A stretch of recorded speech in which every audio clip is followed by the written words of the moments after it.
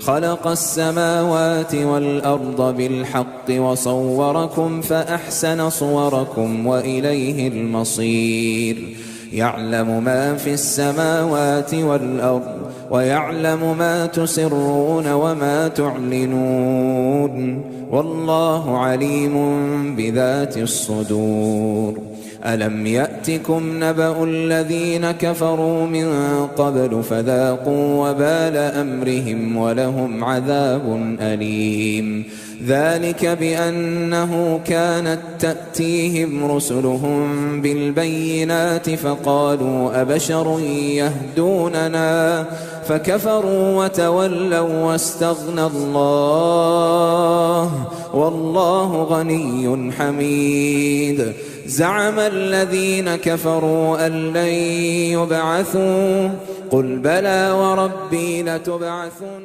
Mohon maaf atas keterlambatan kami karena jazakumullahu khairan. Jamaah yang dimuliakan Allah, alhamdulillah tiada henti-hentinya kita memanjatkan puji dan syukur kita kehadirat Allah Jalla wa Ala yang telah berfirman, wa in ta'uddu ni'matallahi la tuhsuha innal insana ladzalumun kaffar. Dan kalaulah kalian menghitung-hitung akan nikmat Allah atas kalian, la tuhsuha, maka kalian tidak akan pernah mampu menghitungnya. Innal insana ladzalumun kafar. Sesungguhnya manusia itu pelaku kezaliman dan kekufuran. Merupakan nikmat yang paling besar, yang paling berharga. Dan dia adalah nikmat yang Allah Jalla wa Ala perintahkan kita untuk bangga, bahagia, gembira apabila kita telah mendapatkannya adalah nikmat Islam dan nikmat menjalankan Islam dengan sunnahnya Rasulullah sallallahu alaihi wasallam. Allah Jalla wa Ala berfirman di dalam surat Yunus, "Qul bi fadlillahi wa bi rahmatihi fabidzalika falyafrahu huwa khairum mimma yajma'un." Katakanlah, perintah dari Allah Jalla wa Ala kepada Nabi kita Muhammad sallallahu alaihi wasallam untuk mengatakan kepada para sahabatnya saat itu secara khusus dan kepada siapa saja yang telah mendapatkan hidayah Islam dan sunnah yang datang setelah mereka. Allah katakan, "Qul bi fadlillahi wa bi rahmatihi fabidzalika falyafrahu." Katakan kepada mereka, dengan fadlullah dan rahmatnya hendaknya mereka gembira, bahagia, senang, karena yang demikian itu lebih baik daripada dunia yang dikumpulkan oleh manusia. Al-Imam Ibnul Qayyim rahimahullahu ta'ala di dalam kitabnya Ar-Risalah At-Tabukiyah mengatakan laqad tadarat aqwalul mufassirin minas salaf fi anna al-murada bihima ni'matul islam was sunnah.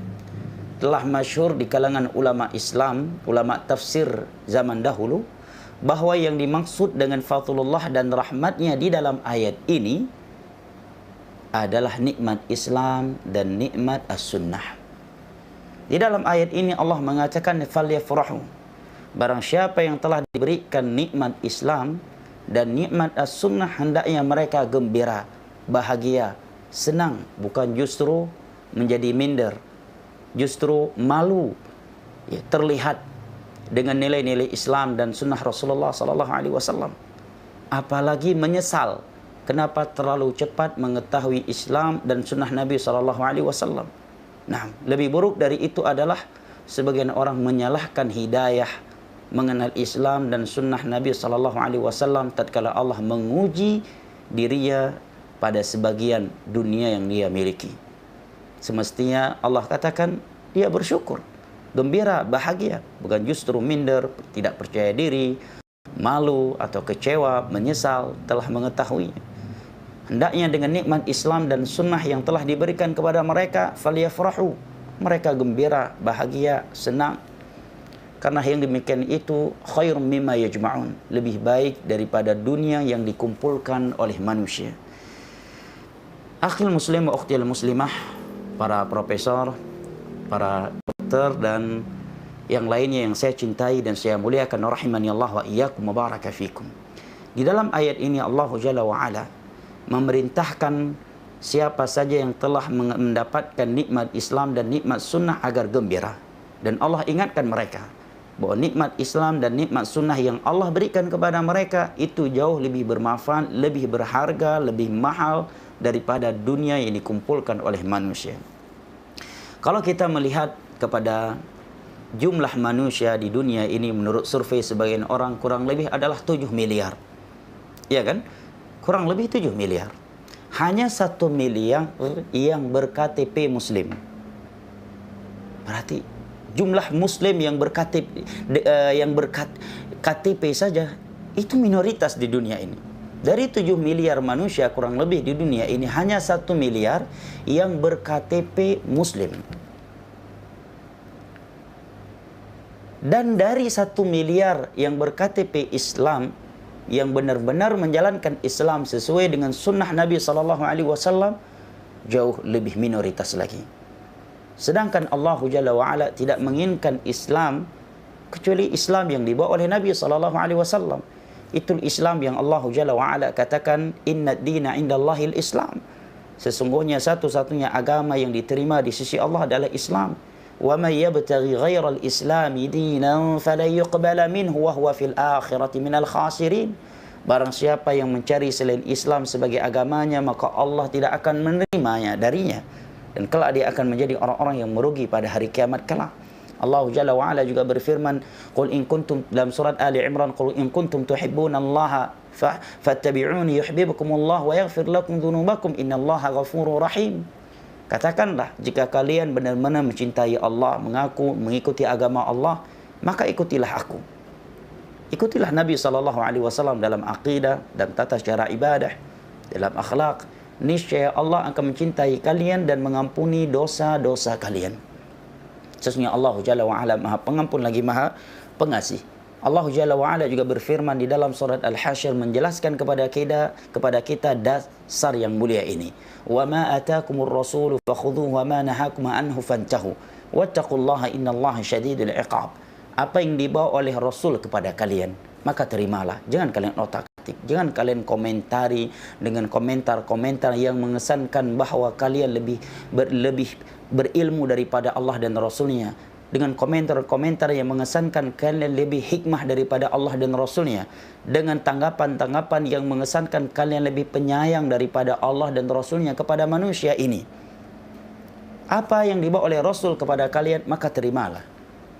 Wa ma nahakum anhu fantahu. Dan apa yang dilarang olehnya kepada kalian, maka tinggalkanlah.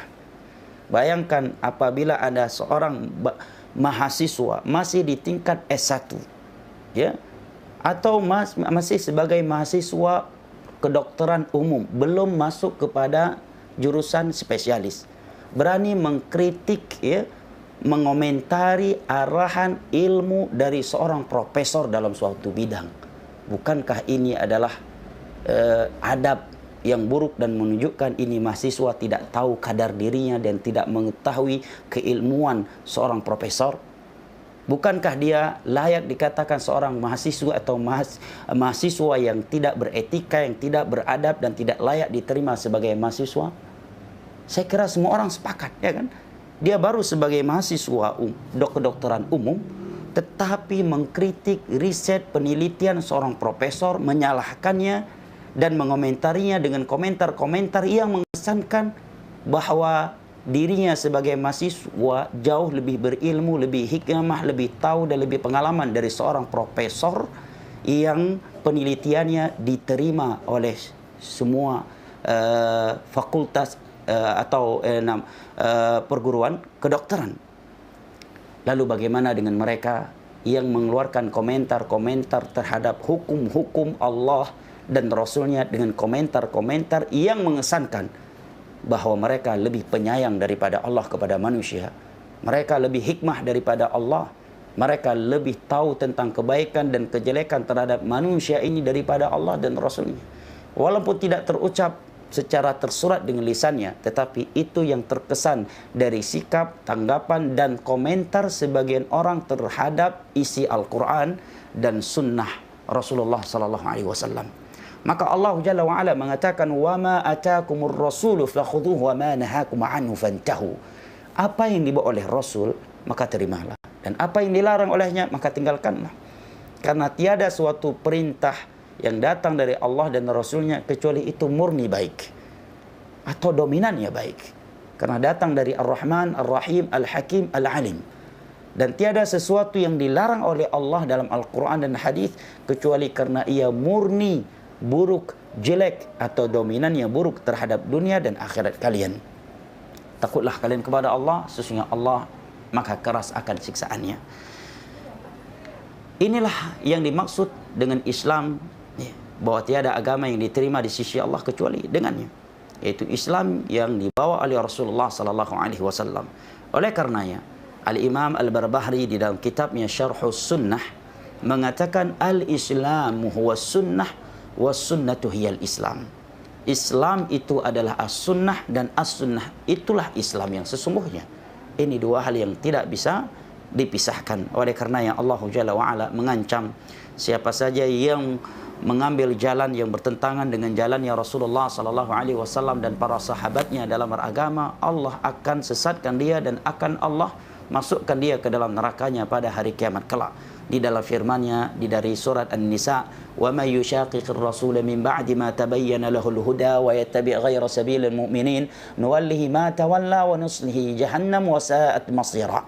Barang siapa yang mengambil sebuah jalan yang bertentangan dengan jalannya Rasul sallallahu alaihi wasallam setelah jelas baginya petunjuk, telah sampai kepadanya ayat-ayat Al-Quran, juga telah datang kepadanya hadis-hadis Nabi sallallahu alaihi wasallam, tetapi karena egoisnya, karena hawa nafsunya, karena dia merasa pintar, merasa orang yang memiliki EQ yang di atas rata-rata, dia dengan mudah, dengan tanpa rasa takut kepada Allah menolak apa yang datang dari Nabi sallallahu alaihi wasallam tersebut. Dan dia mengikuti selain jalan kaum mukminin, dan kaum mukminin ketika ayat ini turun, kata ulama tafsir, tidak lain dan tidak bukan kecuali mereka para sahabat Nabi sallallahu alaihi wasallam. Maka kami akan palingkan dia kemanapun dia berpaling, artinya semakin hari semakin sesat. Makanya apa yang Allah beritakan ini kita dapatkan jamaah. Tidaklah ada dari mereka yang menolak Al-Quran dan hadis, menyalah-nyalahkan isi Al-Quran dan hadis, kecuali kita lihat semakin hari dia semakin menyimpang, semakin aneh dan semakin jauh, sampai-sampai sebagian mereka yang liberal sampai menghalalkan perzinaan, menghalalkan homoseksual, menghalalkan hal-hal yang mohon maaf binatang yang tidak berakal saja merasa jijik dan tidak ingin melakukannya. Kenapa? Itu sunnatullah. Karena barang siapa yang menolak kebenaran, membantahnya, setelah ia mengetahuinya, Allah akan membuatnya semakin hari semakin sesat. Wa nuslihi jahannam, dan kelak kami akan masukkan dia ke dalam neraka jahannam. Wa sa'at masira, dan neraka jahannam adalah sejelek-jelek tempat kembali. Jamaah, para profesor, para dokter dan yang lainnya yang saya cintai dan saya hormati, rahimani Allah wa iyyakum wa baraka fikum. Apabila kita telah mengetahui bahwa nikmat yang paling besar, yang paling mahal, yang paling berharga, dan nikmat yang kita diperintahkan untuk bahagia, gembira dan senang dengannya adalah nikmat Islam dan nikmat as-sunnah, maka ketahuilah bahwa tiada nikmat yang lebih kita butuhkan, yang lebih berharga, yang lebih mahal, yang lebih menuntun kita kepada kebaikan dunia dan akhirat setelah nikmat Islam dan as-sunnah selain daripada nikmat ilmu agama. Dan ini adalah materi kajian kita sore hari ini. Karena hanya dengan ilmu agama seseorang bisa memahami Islam dan sunnah Rasulullah sallallahu alaihi wasallam. Dengan ilmu agama seseorang bisa mengamalkan isi Islam dengan pengamalan yang benar.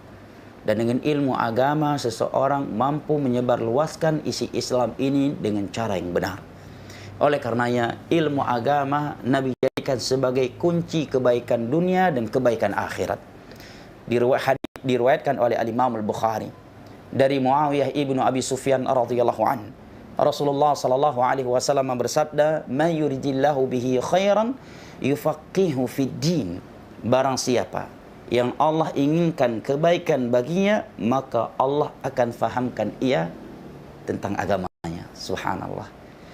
Sekilas hadis ini kalau kita kurang merenunginya, mungkin kita hanya menyimpulkan ya hadis ini menunjukkan keutamaan ilmu agama. Tapi kalau kita mau mencermatinya, sebenarnya hadis ini juga merupakan teguran dan sindiran yang amat halus dan dalam dari Allah. Kenapa demikian? Karena apabila Nabi mengatakan barang orang yang Allah ingin, tanda orang itu diinginkan kebaikan oleh Allah baginya adalah Allah pahamkan ia tentang ilmu agama. Menunjukkan apa? Kalau kita jauh dari ilmu, malas terhadap ilmu agama, merasa tidak butuh kepada ilmu agama, berarti apa jemaah? Berarti kita bukan orang yang Allah inginkan kebaikan baginya. Makanya para ulama mengatakan kalau kita ingin mengetahui apakah kita ini termasuk orang-orang yang Allah inginkan kebaikan baginya ataukah tidak, maka lihatlah bagaimana hati kita terhadap ilmu agama ini. Apakah kaki kita ini mau melangkah ke majelis ilmu agama, mau menggunakan sarana-sarana yang bisa menambahkan ilmu agama kita, ataukah kita acuh tak acuh, kita tidak respect terhadap ilmu agama? Jawabannya ada pada hadis ini. May yuridillahu bihi khairan yufaqihu fid din. Barang siapa yang Allah inginkan kebaikan baginya, maka Allah akan fahamkan ia tentang agamanya. Hadis riwayat al-Imam al-Bukhari dari Muawiyah ibnu Abi Sufyan. Ini satu-satunya hadis Muawiyah ibnu Abi Sufyan radhiyallahu anhu di dalam Sahih al-Bukhari. Nah, Al-Hafidh Ibnu Hajar Al-Asqalani merupakan ahli hadis, ahli fiqh dari madhab Asy-Syafi'i. Ketika mensyarah hadis ini dalam kitab beliau Fathul Bari, syarah Sahihul Bukhari, beliau mengatakan, "Faman utiyal ilma faqad utiyal khaira kullahu wa man hurimahu fahuwal mahrum." Allahu Akbar.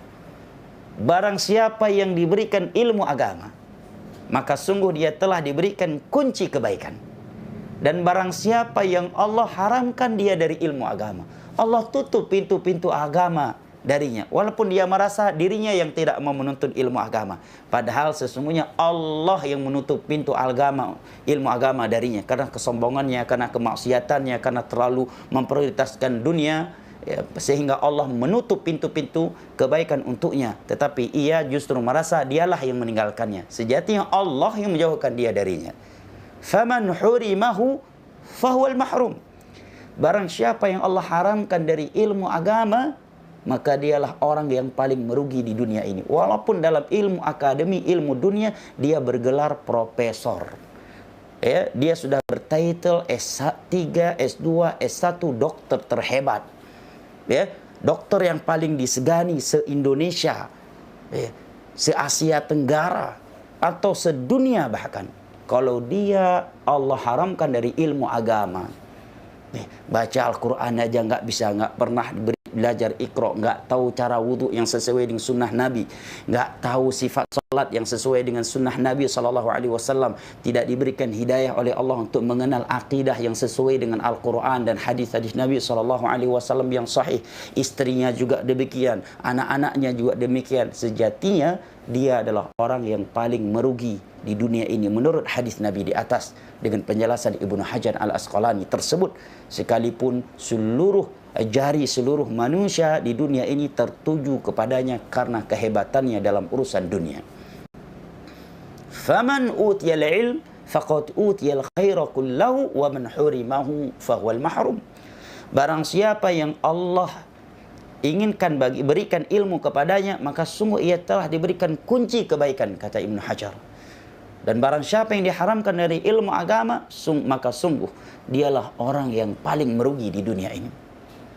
Akhil muslim wa ukhtiyal muslimah, jamaah yang saya cintai dan saya muliakan, rahimani Allah wa iyyakum wa baraka fikum. Enggan menuntut ilmu agama sejatinya adalah enggan dituntun ke syurga Allah Jalla wa Ala. Karena tanpa ilmu agama kita tidak akan tertuntun sampai ke syurga Allah Jalla wa Ala. Diriwayatkan oleh Imam Muslim dari Abu Hurairah radhiyallahu anhu, Rasulullah sallallahu alaihi wasallam bersabda, "Wa man salaka tariqan yaltamisu fihi ilma, sahalallahu lahu bihi tariqan ilal jannah." Barang siapa yang menempuh sebuah perjalanan dalam rangka menuntut ilmu agama, niscaya Allah akan mudahkan baginya jalan menuju surga. Allahu Akbar. Apabila jalan menuju surga yang begitu mahal, yang begitu berharga dan yang begitu sulit untuk ditempuh, Allah mudahkan. bagi seorang hamba yang mau menuntut ilmu agama, apalagi jalan-jalan menuju selain syurga yang tidak lebih berharga, yang tidak lebih mahal daripada syurga. Nabi katakan, wa man salaka tariqan yaltamisu fihi ilma sahalallahu lahu bihi tariqan ila jannah. Dan barang siapa yang menempuh sebuah perjalanan dalam rangka menuntut ilmu agama, niscaya Allah akan mudahkan baginya jalan menuju syurga. Maka enggan menuntut ilmu agama sejatinya adalah enggan dimudahkan jalannya menuju syurga Allah Subhanahu wa taala. Nah, mohon maaf nih analogi ringan. Nggak mungkin jadi dokter yang hebat kalau tanpa menuntut ilmu agama, ilmu kedokteran. Ya, nggak akan mungkin. Ya, walaupun dia dibilang begini, kalau dia nggak pernah kuliah S1, S2, S3 di kedokteran atau spesialis, nggak mungkin bisa jadi dokter yang hebat. Ya, walaupun orang memujinya. Kenapa? Karena memang sudah dasar yang dimaklumi oleh setiap orang yang berakal, orang nggak mungkin berilmu tanpa belajar. Ilmu dunia saja nggak mungkin seorang dapatkan tanpa belajar, apalagi ilmu akhirat. Nah, dan majelis ilmu agama jamaah yang dimuliakan Allah, dan apalagi yang dilaksanakan di dalam rumah Allah adalah sebaik-baik tempat untuk kita menentang. Kenapa demikian? Karena hadis Nabi yang diriwayatkan oleh Imam Muslim dari Abu Hurairah radhiyallahu anhu. Rasulullah sallallahu alaihi wasallam bersabda, "Wa majtama'a qaumun fi baitin min buyutillah yatluna kitaballah wa yatadarasunahu fima bainahum illa nazalat 'alaihimus sakinah wa ghasyiyatuhumur rahmah wa hafathumul malaikah wa dzakarahumullahu fi man 'indah." Subhanallah. Masya Allah.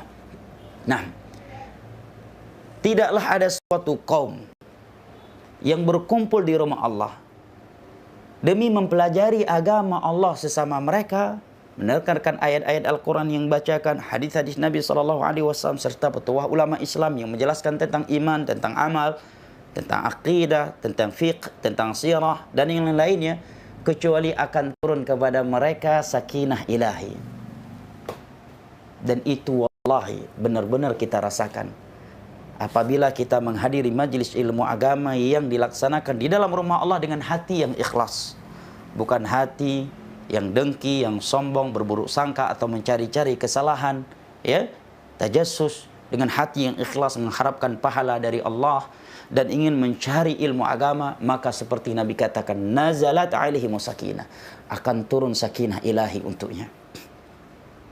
Nah, ketika kita duduk di dalam majelis ilmu agama yang dilaksanakan di dalam rumah Allah, seolah kita nggak ada beban dalam kehidupan ini sedikit pun. Padahal baru saja rumah tangganya retak, baru saja terjadi perceraian antara dia dengan suaminya atau antara dia dengan istrinya. Ketika dia duduk di dalam majelis ilmu agama, seolah dia adalah orang yang paling bahagia, orang yang paling tidak beban hidupnya di dunia ini, orang yang paling kaya, orang yang paling sehat, dan seterusnya. Kenapa? Karena ini Nabi katakan, nazalat alaihimus sakinah, turun sakinah ilahi kepada mereka yang duduk di dalam rumah Allah mengkaji ilmu agama. Dan itu tidak bisa dibeli dengan dunia beserta isinya. Sebagian orang boleh demi mencari ketenangan jiwa traveling ke negeri-negeri Eropa. Bahkan sebagian mereka, na'udzubillah, karaokean, dugem, ke diskotik, khamar, menggunakan obat-obat yang terlarang. Sebagian mereka musik seharian, berjam-jam, demi mencari sakinah ilahi, ketenangan jiwa. Tetapi mereka juga tidak mendapatkannya. Bahkan justru sebagian mereka berujung dengan bunuh diri, overdosis dan sebagainya. Tapi lihat, dengan duduk di majelis ilmu agama di dalam rumah Allah, tanpa harus mengeluarkan uang miliaran rupiah, ratusan juta atau puluhan juta, seseorang bisa merasakan ketenangan dan ketentraman jiwa yang luar biasa. Kenapa? Karena memang itu sunnatullah, itu janji Allah yang Allah janjikan, nazalat alaihimus sakinah, akan turun sakinah ilahi kepada mereka. Sampai-sampai seorang ulama salaf yang bernama Abdullah ibn Mubarak rahimahullah, seorang ulama di masa tabi'in, beliau pernah berkata kepada murid-muridnya, law alimal buluk wa abnal muluk ala ma nahnu alaihi minar raha la jaladuna alaiha. Seandainya para raja dan anak keturunan raja mengetahui betapa tentramnya jiwa kita di saat kita hadir di dalam majlis ilmu agama yang di dalamnya dibacakan ayat-ayat Al-Quran dan hadis-hadis Nabi, maka mereka akan mencambuk-cambuk kita karena iri dan dengki kepada kita. Sampai-sampai beliau berkata demikian. Karena ketenangan jiwa yang dirasakan di dalam majlis ilmu agama yang berlangsung di dalam rumah Allah itu luar biasa. Makanya kita lihat ya, karena saking sakinahnya sebagian orang ketika hadir di majelis ilmu agama, terkadang kajian baru 10 sampai 15 menit saja kepalanya sudah menunduk ke bawah. Ya, menunjukkan dia telah menempatkan sakinah ilahi bukan pada tempatnya. Nah, kemudian Nabi mengatakan wa ghasyiyatuhumur rahmah, akan tercurahkan rahmat ilahi untuk mereka. Ini yang kedua. Wa haffatumul malaikah, malaikat-malaikat Allah akan datang meliputi mereka. Subhanallah. Sebagian orang senang dan betapa bahagianya mereka sampai-sampai mereka mengabadikan fotonya dan menyebarluaskannya karena bisa duduk bareng dengan seorang profesor, doktor fulan dan alan, ahli jantung ini dan itu. Dia bisa duduk semeja dengan dekan fakultas kedokteran kampus ini dan itu. Dia bisa duduk bareng dengan presiden, bisa semeja dengan seorang menteri, gubernur, dan seterusnya. Orang yang hadir di majelis ilmu agama, Nabi katakan hafat umul malaikah, malaikat-malaikat Allah ikut duduk meliputi mereka. Wa dzakarahumullahu fi man indah, dan setiap kali mereka duduk di dalam majelis ilmu agama, maka nama-nama mereka disebut-sebut oleh Allah di hadapan malaikat-malaikat yang ada di sisinya. Setiap kali kita hadir dalam majlis ilmu agama, maka setiap kali itu nama kita terdengar oleh malaikat Jibril, Mikail, Israfil dan malaikat-malaikat lain yang ada di sisi Allah, karena Allah yang menyebut-nyebutkannya. Juga di antara dalil yang menunjukkan keutamaan ilmu agama jamaah yang dimuliakan Allah adalah hadis Abu Darda radhiyallahu anhu yang diriwayatkan oleh Al-Imam Tirmidzi dan yang lainnya, di mana Nabi sallallahu alaihi wasallam bersabda, "Wa man salaka tariqan yaltamisu fihi ilma salakallahu lahu tariqan min turuqil jannah. Wa innal malaikata la tad'u ajnataha li talibil ilmi ridan bima yatlub. Wa innal alim la yastaghfiranna lahu man fis samawati wal ardi hatta al-hitan fi jawfil ma. Wa inna fadla al-alim 'ala al-'abid ka fadli al-qamari 'ala sa'iril kawakib lailatal badr. Wa innal ulama warathatul anbiya wa innal anbiya lam yuwarithu dinaran wala dirhama. Wa innama warathul ilma faman akhadhahu akhadha bihadhin wafir." Barang siapa yang menempuh sebuah perjalanan dalam rangka menuntut ilmu agama, jalan di sini mencakup jalan hissi dan jalan yang ma'nawi, maka Allah akan bentangkan kepadanya jalan dajjal menuju surga. Para malaikat meletakkan sayap-sayap mereka kepada seorang yang sedang menuntut ilmu agama karena ridho kepadanya. Seorang yang memiliki ilmu alim itu akan dimohonkan ampunan untuknya oleh seluruh makhluk yang di langit, makhluk yang di bumi, bahkan ikan-ikan yang ada di dalam kolong air. Subhanallah. Sesungguhnya keutamaan, kemuliaan orang yang berilmu di atas ahli ibadah yang tidak berilmu, perumpamaan di antara mereka, keutamaan di antara mereka itu seperti bulan purnama dengan bintang-bintang yang ada di angkasa. Jumlah bintang yang begitu besar, yang begitu banyak, tidak bisa menyaingi apalagi mengalahkan cahaya satu bulan purnama. Ya kan? Satu bulan purnama bisa menerangi seluruh dunia. Ya. Dan cahayanya mengalahkan cahaya jutaan bintang. Apa maksudnya? Maksudnya kata para ulama, keberadaan satu alim di tengah-tengah manusia itu jauh lebih pengaruh, lebih bermanfaat, lebih mulia daripada ribuan atau jutaan orang saleh tetapi tidak berilmu agama. Kenapa? Karena kalau orang saleh tetapi dia tidak berilmu agama, maka kesalehannya itu hanya pengaruh pada dirinya. Dia tidak bisa melakukan perbaikan karena dia tidak memiliki ilmu. Nah, tapi dengan satu orang yang berilmu itu bisa melahirkan jutaan atau ribuan orang yang berilmu berikutnya dan orang-orang yang saleh. Tapi satu orang saleh tidak akan bisa melahirkan setengah orang yang berilmu. Makanya ada ucapan dari ulama salaf, ini ucapan yang sangat bagus untuk kita renungi bersama ya. Saya berharap jamaah yang saya cintai dan saya muliakan benar-benar memperhatikan ucapan sebagian ulama salaf berikut ini, dinukilkan di dalam kitab Kasyfus Syubhat oleh penulis ya. Mereka mengatakan, alimun wahid asyaddu ala syaitani min alfi abid. Satu alim itu lebih menyusahkan syaitan daripada 1000 ahli ibadah yang tidak alim. Dengan bahasa sebagian ulama hari ini adalah al-muslih ini lebih dibenci oleh syaitan dari kalangan jin dan manusia daripada as-salih. Apa bedanya muslih dengan salih? Beda dong. Al-muslih dari kata aslaha yuslihu, muslih. Orang yang melakukan perbaikan dengan ilmu dan amalannya. Sedangkan salih adalah orang yang salih dengan ibadah-ibadahnya. Orang yang melakukan perbaikan itu jauh lebih dibenci oleh syaitan dari kalangan jin dan manusia daripada orang yang saleh. Dan itu yang kita rasakan di tengah-tengah masyarakat ya. Nah, ya.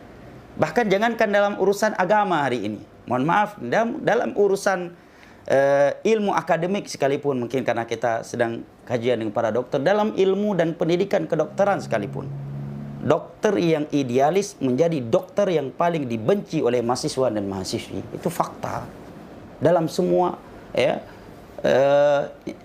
bidang sekarang ya, dalam semua instansi. Orang yang idealis ya, seorang yang idealis akan dibenci, bahkan akan dimusuhi oleh banyak orang.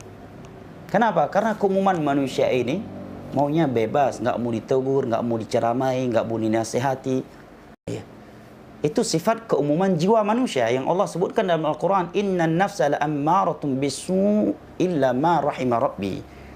Keumuman jiwa manusia itu memerintahkan kepada yang memerintahkan korupsi, mengajak orang untuk manipulasi, ya, yang semestinya harga cuma 10.000 diklaim 150.000, padahal yang diberikan kepada pelaksananya hanya 50.000, tapi ditulis 150, 100-nya lagi kemana, ya, dan seterusnya. Kalau ada yang memberikan teguran, ya itu uang haram, nggak boleh, kita menipu, kita dusta, kita telah mencuri uang negara, kita sudah mencuri uang kampus, kita telah menipu mahasiswa dan sebagainya, pasti akan menjadi orang yang paling dibenci. Bahkan mungkin dalam banyak rapat nggak akan diundang lagi. Kenapa? Karena dia melakukan perbaikan. Ya. Beda halnya kalau dia tidak melakukan perbaikan, dia akan dicintai oleh orang. Makanya sebagian ulama salaf mengatakan, satu alim itu lebih menyusahkan syaitan dari kalangan jin dan manusia daripada 1000 ahli ibadah. Contoh yang paling dekat dan paling akurat untuk ini jamaah sekalian adalah perjalanan Nabi kita sallallahu alaihi wasallam. Kita ketahui Nabi kita tinggal di Mekah 40 tahun lamanya sebelum diangkat menjadi Nabi. Dan 13 tahun lamanya di Mekah setelah beliau menjadi Nabi dan Rasul. Kemudian 10 tahun di Madinah. Pertanyaannya, yang jawabannya telah diketahui oleh semua kita insyaAllah. Bukankah selama 40 tahun Nabi kita di kota Mekah, beliau nggak pernah dibenci, nggak pernah dicela, nggak pernah dipersekusi, ya kan? Apalagi ingin dibunuh. Tetapi beliau justru menjadi orang yang paling dicintai, paling dihormati, paling dimuliakan, bahkan diberikan gelar seorang yang jujur. Bahkan di saat mereka berselisih siapakah orang yang paling berhak meletakkan Hajar Aswad di Ka'bah ketika mereka merenovasinya, maka mereka semua sepakat agar Nabi yang meletakkannya. Itu sebelum beliau menjadi Nabi. Demikian juga ketika ada rapat-rapat dalam urusan besar, Nabi kita selalu diminta untuk menghadirinya walaupun beliau adalah orang yang paling muda dari mereka. Kenapa? Padahal selama 40 tahun Nabi kita di Mekah, beliau nggak pernah mau ikut gabung dalam acara adat istiadat mereka yang penuh kesyirikan, kebidahan dan maksiat. Nabi nggak pernah. Khamar, minuman biasa di Mekah saat itu, Nabi nggak pernah menyentuhnya. Ketika mereka melakukan ritual adat istiadat mereka yang penuh kesyirikan di Ka'bah, di dalam Masjidil Haram, ataukah yang lain, Nabi nggak pernah ikut nimbrung. Ya, ibadah-ibadah mereka yang tidak sesuai dari ajaran Nabi Ibrahim yang Allah utus ke negeri Arab juga tidak mereka realisasikan. Kesyirikan, kebid'ahan, maksiat, ya kan? Maksiat dan seterusnya. Nabi nggak pernah ikut gabung ke dalamnya, tetapi mereka nggak pernah mempermasalahkan Nabi, nggak pernah mempersekusi Nabi. Bahkan Nabi tetap menjadi orang yang paling mulia di mata mereka. Tetapi lihat, semenjak Nabi menjadi Nabi dan Rasul, beliau berdakwah 13 tahun di Mekah, maka beliau yang tadinya dikatakan seorang yang paling jujur, paling amanah, paling mulia, dan seterusnya, menjadi orang gila, penyair, tukang sihir, pemecah belah umat, dipersekusi, diusir, bahkan kepala beliau dihargakan dengan 100 ekor onta oleh mereka. Kenapa? Karena Nabi sudah melakukan perbaikan. Ya. Nah, Nabi sudah melakukan penyampaian dan dakwah. Sedangkan 40 tahun sebelumnya, Nabi nggak menyampaikan, nggak melakukan perbaikan sebagai orang saleh. Belum menyampaikan ini halal, ini haram. Belum menyampaikan ini akidah yang menyimpang dan seterusnya. Kalian ibadah nggak boleh ikut adat istiadat. Ibadah kalian harus ikut tuntunan Allah dan Rasulnya. Makanya Nabi nggak dipermasalahkan selama 40 tahun. Tapi semenjak beliau berdakwah, menyampaikan akidah yang benar ini khurafat, ini tahayulat, ya. Salat yang benar ini, sedangkan orang musyrik salatnya dahulu adalah dengan bertepuk-tepuk tangan, dengan menyanyi di depan Ka'bah dan seterusnya. Nabi ajarkan kalau mau salat ini caranya, wudhu caranya seperti ini halal, ini haram. Maka menjadilah beliau orang yang paling dibenci, dipersekusi, dikatakan penyair, ya, dikatakan orang gila, dan dikatakan pemecah belah umat. Bahkan dikatakan sebagai sahir majnun, tukang sihir yang gila. Nah, kita kembali lagi kepada hadis Nabi yang kita bahas tadi. Makanya Nabi katakan keutamaan orang yang berilmu di atas ahli ibadah itu bagaikan bulan purnama dengan bintang-bintang. Jumlah bintang yang begitu banyak, ya, di angkasa sana tidak lebih terang cahayanya daripada satu bulan purnama. Nah, makanya kalau di suatu lingkungan ada orang saleh, walaupun dia tidak ikut gabung ke dalam ritual-ritual atau acara-acara yang menyelisih agama Allah, orang nggak mempermasalahkan ya. Tapi coba, ada satu orang saja di tengah-tengah masyarakat berkhutbah, di dalam khutbah Jumatnya, dalam tulisan-tulisannya, dia menjelaskan ya hukum-hukum Allah, menjelaskan akidah yang benar, halal dan haram, menjelaskan sifat salat yang benar, sifat wudhu Nabi yang benar, dan pasti akan dipermasalahkan, akan dituduh sebagai pemecah belah umat, ekstrem dan sebagainya. Ya, demikian juga dalam saya kira dalam urusan dunia.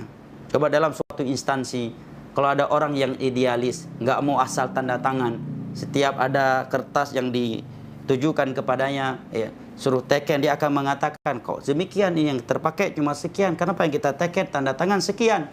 Ya, pasti dari mahasiswa sampai dekan marah sama dia, benci kepada dia. Ya, kita jujur aja lah, nggak usah jadi munafik, ya kan?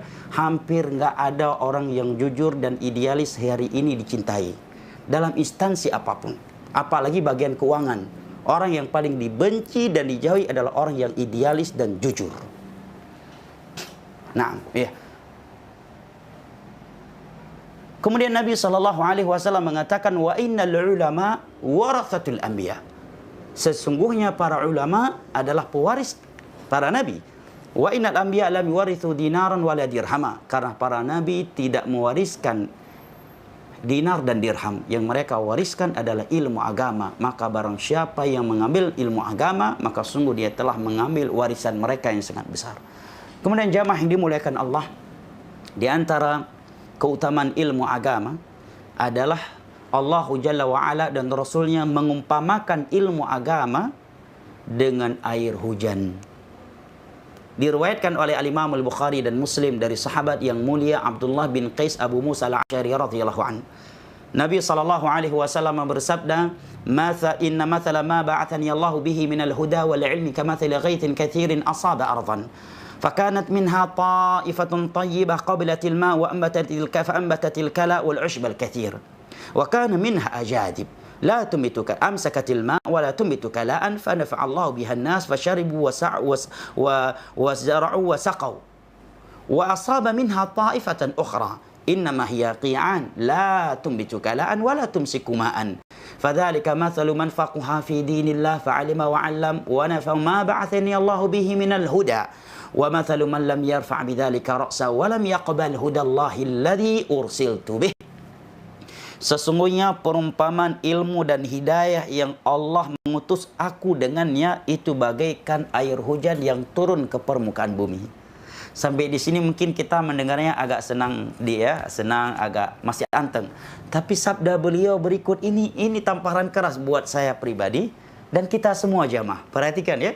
Setelah Nabi mengatakan bahwa hidayah dan ilmu yang beliau bawa itu bagaikan air hujan yang turun ke permukaan bumi, Nabi mengatakan ketika air turun ke permukaan bumi, maka permukaan bumi ada 3 macam. Ya. Ada 3 model. Yang pertama Nabi katakan adalah permukaan bumi yang subur, yang baik. Kenapa Nabi katakan baik? Dia qabilatil ma fa'ambatatil kala wal ushbal kathir.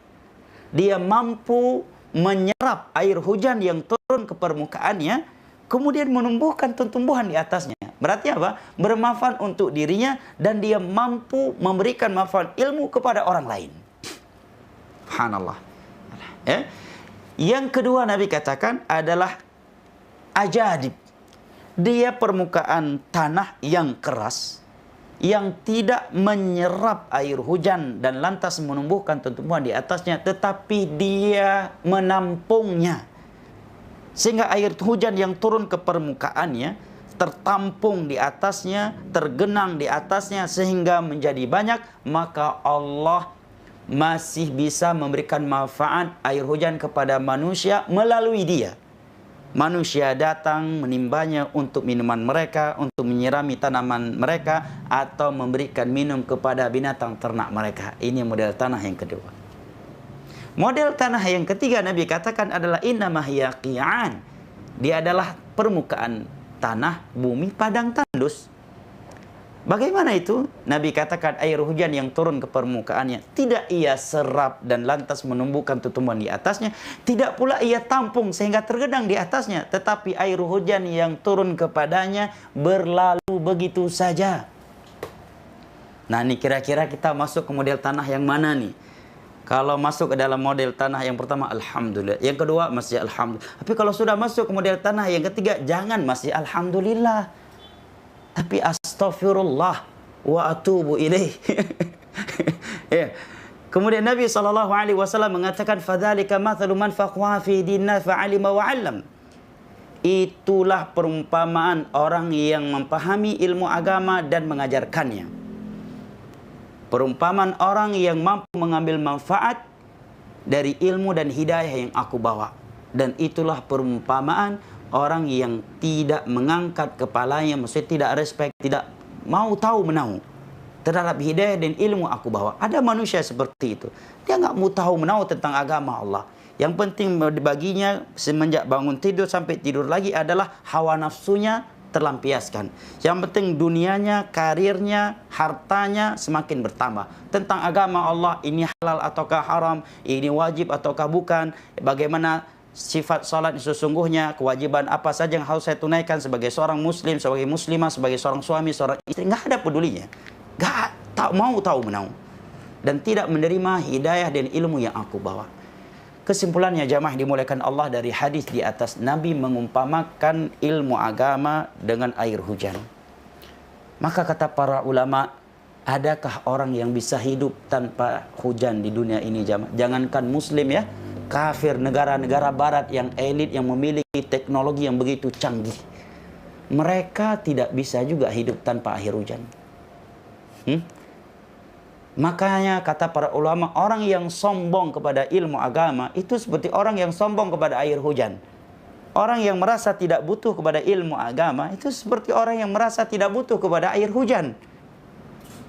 Air hujan yang membutuhkan kita ataukah kita yang membutuhkan air hujan? Nah, Nabi umpamakan dengan air hujan. Bumi akan kering, kerontang, sekering-keringnya kalau nggak turun air hujan. Demikianlah hati. Dia akan kering, akan hampa tanpa bimbingan ilmu agama. Makanya Allah sebutkan di dalam Al-Quran, orang yang hidup tanpa bimbingan ilmu, dan tanpa amal soleh, Allah katakan, ulaika kal an'ami bal hum adhallu sabila. Mereka akan seperti binatang ternak dan bahkan lebih buruk, lebih sesat daripada binatang ternak. Ini ayat Al-Quran loh. Kalau ini bukan ayat Al-Quran, sekedar ucapan seorang penceramah, mungkin kita akan mengatakan, kasar banget bahasanya, ya, keras sekali bahasanya, kurang sopan bahasanya, ya kan? Tapi ini ayat Al-Quran. Allah yang mengatakan, ulaika kal an'ami bal hum adhallu sabila. Mereka yang hidup tanpa bimbingan ilmu dan amal saleh akan menjadi seperti binatang ternak, dan bahkan akan lebih sesat daripada binatang ternak. Ini ayat Al-Quran. Dan ingat, berita Allah pasti benar. Dan ini sudah kita lihat kan? Lihat sebagian orang hidupnya jamaah lebih rasional hidupnya binatang yang tidak berakal. Mohon maaf nih. Dan ini yang kita lihat di tengah-tengah masyarakat kita. Hewan, contoh kecilnya misalkan monyet, nggak punya akal, ya kan? Nggak punya S1, S2, S3, nggak pernah ngaji Sahih Bukhari, Sahih Muslim, tapi nggak mau betinanya itu digores kehormatannya, dipeluk-peluk, dicium-cium oleh monyet yang jantan lain. Betul?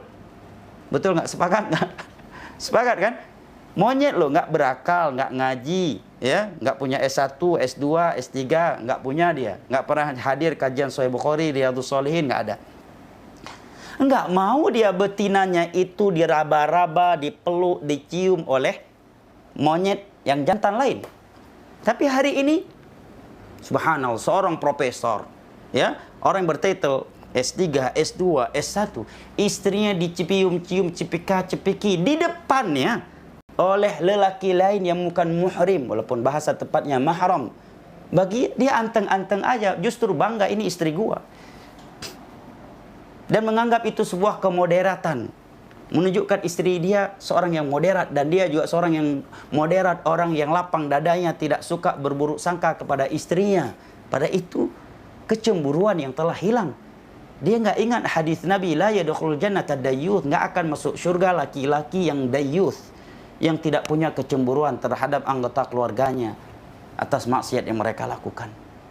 Sebagian manusia hari ini bangga istrinya sebagai biduan, dipeluk-peluk, disawerin oleh laki-laki lain, bangga di depan matanya.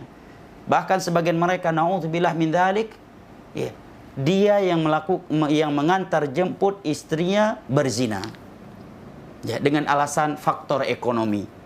Hal-hal yang seperti ini kita dapatkan dari binatang ternak? Enggak.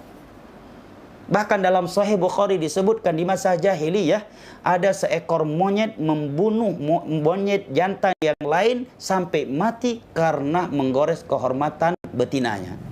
Makanya disebut oleh para ulama, monyet aja ya nggak menerima zina, jijik dengan perzinahan. Tapi hari ini ada seorang profesor di suatu kampus justru menghalalkan perzinahan dengan alasan sama-sama suka.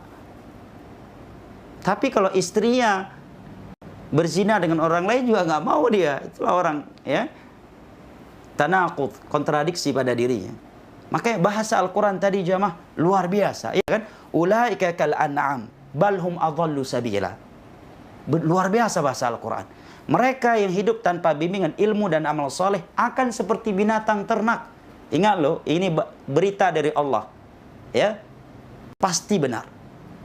Dan akan menjadi lebih sesat daripada binatang ternak. Bahkan binatang yang buas sekalipun, singa, harimau, sehari nggak jumpa keluarganya, dia langsung rindu. Ya, rindu. Tapi hari ini, Masya Allah, sebagian orang demi dunia, demi harta, demi karir, istri dan anak-anaknya diabaikan. Ya. Demi mengejar karir, dia menelantarkan rumah tangga tercintanya, menelantarkan kedua orang tuanya yang merupakan dua pintu surganya. Lebih setia dengan karirnya, ya, daripada terhadap istri, terhadap anak-anak dan orang tuanya. Nah, makanya bahasa Al-Quran ini dalam sekali jamaah. Saya ulangi lagi ya, biar ini menjadi tamparan dan pengingat buat kita semua. Allah katakan, ulaika kal an'ami bal hum adhallu sabila. Mereka yang hidup tanpa bimbingan ilmu dan amal saleh, tanpa bimbingan Islam dan sunnah Nabi akan menjadi seperti binatang ternak dan akan bahkan lebih sesat daripada mereka. Jamaah yang dimuliakan Allah, karena waktu yang membatasi kita, ini sebagian dalil yang menerangkan kepada kita keutamaan ilmu agama. Berikutnya sebagai penutup, sebelum kita masuk ke sesi tanya jawab, bahwa hukum menuntut ilmu agama secara umum ada 3. Yang pertama fardu ain, yang kedua adalah fardu kifayah, dan yang ketiga adalah sunnah muakkadah. Yang pertama fardu ain, wajib atas setiap individu muslim dan muslimah. Karena Nabi SAW bersabda, talabul ilmi fardhatun ala kulli muslim, riwayat Imam Tirmidzi, Abu Daud, Nasai, Ibnu Majah, dari Abu Hurairah radhiyallahu anhu dan selainnya. Menuntut ilmu agama adalah sebuah kewajiban atas setiap individu muslim dan muslimah. Jadi kewajiban menuntut ilmu agama itu tidak hanya bagi ustadz, ustadzah, bagi santri dan santriwati di pesantren, lah, semua muslim dan muslimah. Apapun status sosialnya di dunia ini berkewajiban menuntut ilmu agama. Nah, apa ilmu agama seperti apa yang wajib dipelajari oleh setiap individu muslim dan muslimah, dengan bahasa lain fardu ain? Kata Imam Ahmad, alladzi yaqumu bihi dinu, yaitu ilmu yang dengannya agamanya tertegakkan. Misalkan dia wajib salat, maka fardu ain atasnya mempelajari hukum-hukum seputar salat. Enggak cukup sekedar saya lihat ustadz fulan wudunya begini, saya lihat ustadzah fulan wudunya seperti ini, salatnya seperti, enggak cukup. Ya, saya lihat ulama di Mekah, Madinah wudunya seperti, enggak cukup. Wajib dia pelajari. Dia wajib tahu dalilnya. Walaupun menghafal dalil bukanlah sebuah kewajiban, karena itu keutamaan yang Allah berikan kepada siapa saja yang Dia kehendaki. Tapi mengetahuinya itu wajib. Karena Allah berfirman, wala taqfu ma laysa laka bihi ilm. Jangan sekali-kali engkau melakukan sesuatu tanpa ilmu. Inna sam'a wal basara wal fuada kullu ulaika kana anhu mas'ula. Sesungguhnya pendengaran, penglihatan dan hati itu kelak akan ditanya. Nggak bisa saya coba-coba dulu lah. Kalau benar alhamdulillah, kalau nggak benar ya udah, nggak apa-apa lah. Seandainya pun benar, tetap tidak benar, tetap salah. Kenapa? Karena caranya sudah salah, yaitu coba-coba, bukan atas dasar ilmu agama. Wala taqfu ma laysa laka bihi ilm. Jangan sekali-kali engkau melakukan sesuatu tanpa ilmu. Makanya Imam Al-Bukhari mengatakan al-ilmu qabla al-qawli wal amal. Ilmu harus ada sebelum berkata dan sebelum berbuat. Yang kedua adalah fardu kifayah. Ilmu agama yang hukumnya wajib atas sebagian orang, dan apabila mereka telah mengerjakannya dan mencukupkan, maka gugurlah kewajibannya atas sebagian yang lainnya. Contohnya misalkan belajar ilmu hadis, belajar ilmu nahwu, ilmu saraf, ilmu agama yang apabila sebagian muslimin mempelajarinya, mencukupkan, maka hukumnya menjadi gugur bagi yang lainnya. Yang ketiga adalah sunnah muakkadah, ilmu yang selain itu. Nah, ilmu yang selain itu, apakah ilmu yang telah dia pelajari, dia dengarkan lagi, dia bacakan lagi dan sebagainya, itu adalah sunnah. Nah, ilmu agama yang sunnah sekalipun keutamaannya, kata ulama salaf, mudzakaratul ilm sa'atan khairun min ihya'il lail. Mengulang-ulang ilmu agama sesaat saja itu lebih besar pahalanya daripada salat satu malam penuh. Oleh karenanya ketika keluarga Imam Ahmad mengkritik Imam Syafi'i di depan Imam Ahmad karena air wudhu yang mereka sediakan kepada Imam Syafi'i, mereka lihat setelah waktu subuh tidak berkurang sedikit pun sebelum waktu subuh. Berarti Imam Syafi'i nggak sholat malam dong. Kok kamu puji-puji selama ini, wahai Ahmad? Kata keluarga Imam Ahmad kepada beliau, ini air wudhu yang kita sediakan kepadanya nggak berkurang, berarti dia nggak sholat tahajud semalaman. Maka Imam Syafi'i ketika ditanya oleh Imam Ahmad, diklarifikasi, Imam Syafi'i menjawab, wudhu saya dari Isya belum batal, dan semalaman saya begadang karena memikirkan hadis Nabi SAW, yaitu hadis ya Nuqair ma fa'ala ya Aba Umair ma fa'ala Nuqair. Ya. Ini menunjukkan keutamaan ilmu agama. Oleh karenanya juga ketika Imam Malik melihat ada seorang muridnya meninggalkan majelis ilmu agama yang sedang berlangsung untuk salat sunnah qabliyah, maka beliau mengatakan, tidaklah yang kamu tidaklah yang engkau lakukan ini lebih mulia daripada apa yang engkau tinggalkan. Maksudnya ilmu agama. Dan Allah Jalla wa'ala mencela orang-orang yang luas ilmu dunianya tetapi lalai dari ilmu akhirat. Ya'lamuna zahira minal hayatid dunya wa hum 'anil akhirati hum ghafilun. Luar biasa ilmu mereka terhadap dunia, tetapi terhadap ilmu akhirat mereka lalai. Kata Hasan Al-Basri, beliau contohkan adalah mereka yang punya keahlian dalam melihat emas. Hanya sekedar dengan diletakkan emas di tangannya, dia langsung bisa memastikan ini emas murni ataukah bukan. Tapi sayangnya sholatnya belum benar. Begitu juga hari ini. Dalam ilmu dunia, Masya Allah, gelarnya profesor, dokter spesialis dan sebagainya. Tapi wudhu saja dia belum paham. Gelarnya profesor, tapi sholatnya tidak sesuai dengan sifat sholat Nabi. Zikir menjelang tidur dia nggak hafal. Nama-nama obat, ratusan nama obat hafal.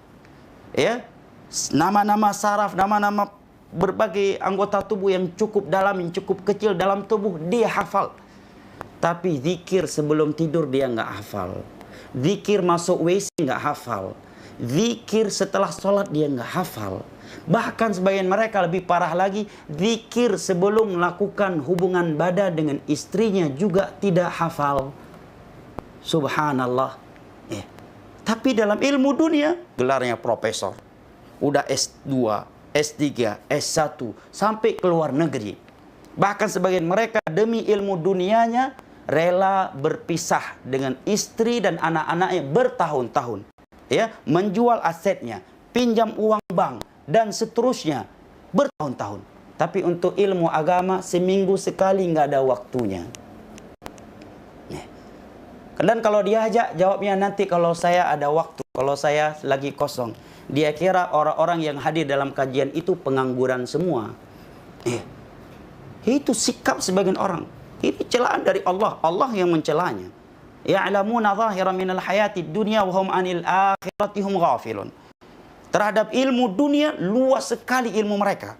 Luar biasa pengorbanan dan perjuangan mereka. Tapi sayangnya untuk ilmu akhirat mereka lalai. Hari ini, kalau ada orang ikut kajian tiap hari hanya antara maghrib dan isya, itu pun sambil nunggu salat isya, orang akan katakan, aduh ekstrim banget dia beragama. Ya, weekend aja untuk kajian. Weekend juga untuk kajian. Tapi nggak ada yang mengatakan ekstrim. Kalau ada yang pergi, jual rumah, jual aset, ngutang, pinjam uang bank, berpisah dengan anggota keluarganya setahun sampai 2 tahun, hanya demi ilmu akademik. Nggak ada yang anggap itu ekstrim. Nggak ada yang mencelanya. Ya, walaupun istrinya ya lahiran, dia nggak menghadirinya. Ibunya kritis, bagian orang nggak mau pulang. Kenapa? Karena kalau saya pulang, beasiswanya hilang, Bu. Ibu ayahnya nelfon, nak, ini ibumu kritis, kamu nggak pulang jangan nyesal, nak. Nanti ya, jangan nyesal, kamu pulang hanya kuburan yang terlihat olehmu. Tetap sebagian anak, ya ini beasiswa ya. Kalau saya pulang nggak bisa dapat lagi ya. Itu kalau untuk ilmu akhirat, untuk ilmu dunia. Untuk ilmu akhirat, sejam 1 hari nggak punya waktu. Baru 15 menit duduk dalam kajian, udah datang asam urat dan rematiknya. Tapi kalau untuk ilmu dunia 4-5 jam nggak datang asam urat dan rematiknya. Begitu ilmu agama baru 10 menit udah kena rematik dan asam urat. Allah Jalla wa Ala mengatakan ya'lamuna zahiran minal hayati dunya wa hum 'anil akhirati hum ghafilun. Luar biasa ilmu mereka terhadap dunia, pengorbanan, perjuangan dan seterusnya. Tapi sayangnya mereka lalai terhadap ilmu akhirat. Mereka nggak tahu tentang cara wudhu yang benar, sifat salat Nabi bagaimana, rukun-rukun iman kepada Allah, rukun-rukun iman kepada malaikat, apa itu iman kepada hari akhir, apa itu iman kepada kitab-kitab, apa itu iman kepada takdir, bagaimana bimbingan Islam dalam berumah tangga, bagaimana bimbingan Islam dalam banyak hal lainnya. Mereka nggak mau mempelajarinya. Wallahu ta'ala a'lam bishawab, wal ilmu indallah. Sebenarnya jamaah dimuliakan Allah, banyak hal lain yang mesti kita sampaikan terkait pembahasan ini, namun waktu yang membatasi kita. Maka di sisa waktu ini saya persilahkan jika masih tersisa, jika ada kritikan, masukan atau lain yang ingin disampaikan, silakan Dokter. Barakallahu fikum.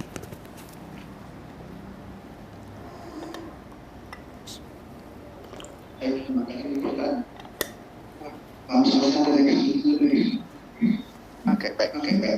Satu pencerahan yang sangat bermanfaat ya. Memang ini jelas sangat penting ya. Sehingga pada setiap pagi kita selalu dianjurkan dan minta ilmu yang bermanfaat. Ya, jadi seperti rezeki dan amal yang diterima yang ilmu yang bermanfaat. Di surat Taha juga kita baca, Rabbi zidni ilman nafi'an warzuqni fahma. Ya Allah, tambahkanlah padaku ilmu pengetahuan yang bermanfaat dan berikanlah aku pemahaman, pemahaman yang baik. Ini adalah doa yang mesti penting kita baca-baca ya, karena memang ilmu kalau tidak ada tuntunan nanti kita akan tergelincir gitu. Baik, mungkin untuk tanya jawab saya mungkin lebih silakan ada yang raise hand mungkin kalau yang langsung secara direct atau kalau tidak saya bacakan. Satu dari Dr. Engga.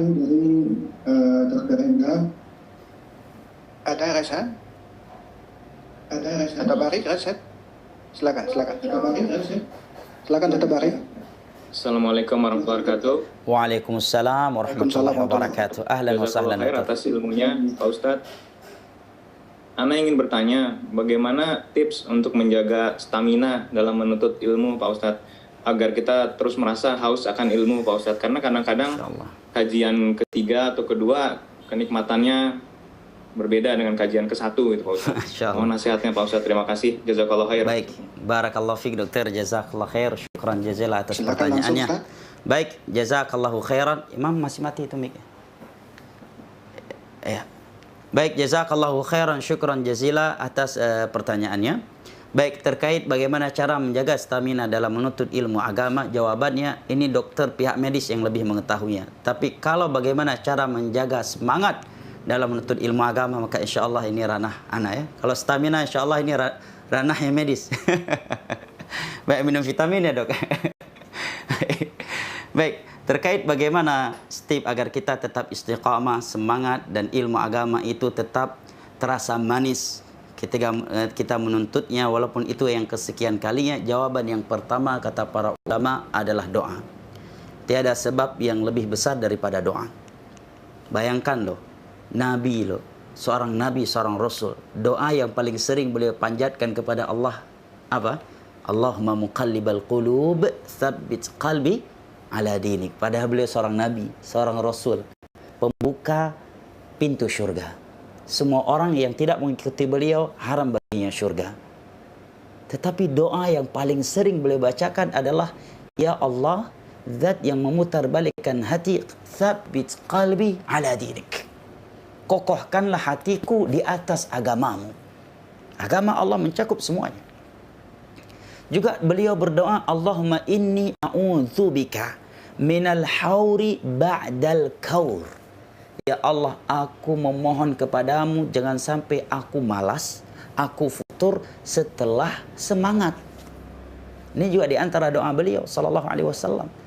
Makanya Allah sebutkan di antara kriteria ar-rasikhuna fil ilm, orang-orang yang kokoh ilmunya, di awal surat Ali Imran di halaman pertama adalah mereka yang selalu berdoa, Rabbana la tuzigh qulubana ba'da idh hadaitana wa hab lana min ladunka rahmah innaka antal wahhab.